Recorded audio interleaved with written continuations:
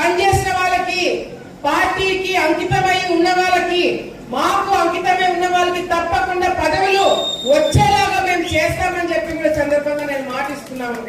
ఉదాహరణ శ్రీకాంత్ అన్ననే. శ్రీకాంత్ అన్న పార్టీకి కానీ కుటుంబానికి కానీ చాలా వరకు ఫస్ట్ నుంచి అండగా ఉన్నాడు. నేను లోకేష్ దగ్గరికి శ్రీకాంత్ అన్నని తీసుకుపోయి ఫస్ట్ నుంచి అన్న చేసినవన్నీ కూడా ఒక ప్రొఫైల్ తీసుకుపోయి లోకేష్ అన్నకి ఇచ్చినాం, చంద్రబాబు నాయుడు గారికి ఇచ్చినాం.